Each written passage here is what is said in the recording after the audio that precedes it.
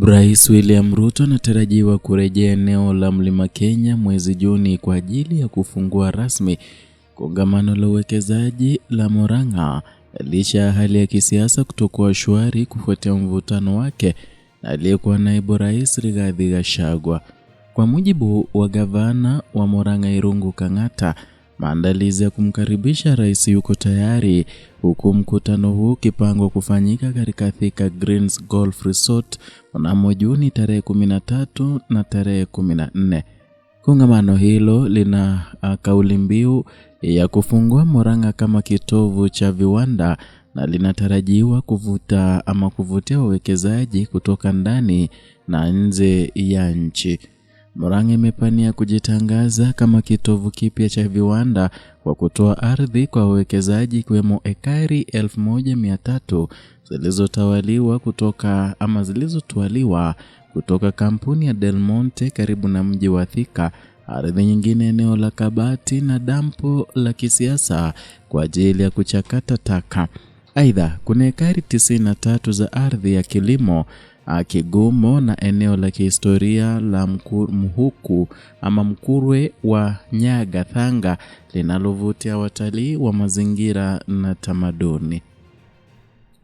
Na kwa mujibu wa gavana Kang'ata, maeneo ya uwekezaji yanalenga sekta ya usindikizaji wa mazao, utengenezaji wa bidhaa, viwanda vya dawa na vifaa vya matibabu, pamoja na maeneo ya kipekee kama Export Processing Zone ama ukipenda EPZ na Social ama Special Economic Zones SEZ.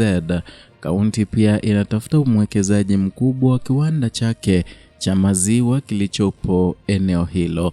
Ujumbe kutoka kaunti hiyo unaongozwa na spika wa bunge la kaunti Johnson Mkuha na naibu gavana Stephen Munania uko Marekani kushiriki mikutano miwili uwekezaji jijini Seattle na Boston, huku wakitangaza Murang'a kama eneo bora la kuwekeza Afrika Mashariki.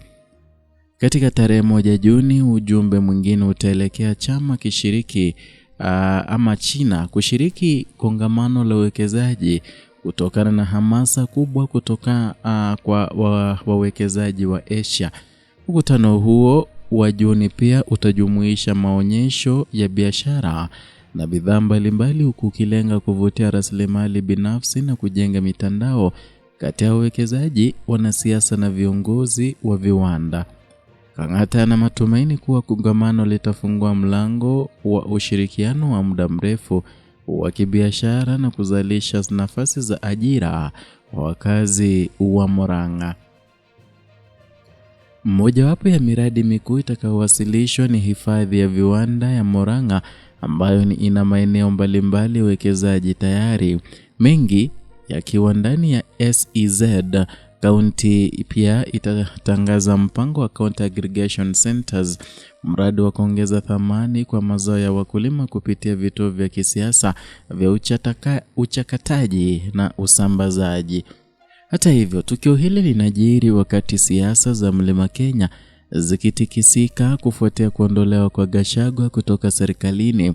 Hatua hiyo imezua mabadiliko ya kisiasa ambapo wachambuzi wanaona kuwa Gachagua kupitia chama chake kipya cha DCP naweza kukata sehemu ya uungwaji mkono wa Ruto katika eneo hilo kuelekea uchaguzi wa mwaka 2027. Na wakati huo huo, kuimarika kwa ushawishi wa chama cha Jubilee kupitia viongozi wake waliomuibua aliyekuwa waziri wa usalama na ndani Fred Matiang'i kunaashiria uwepo wa ushindani mkali wa kisiasa katika siku zijazo za Mlima Kenya.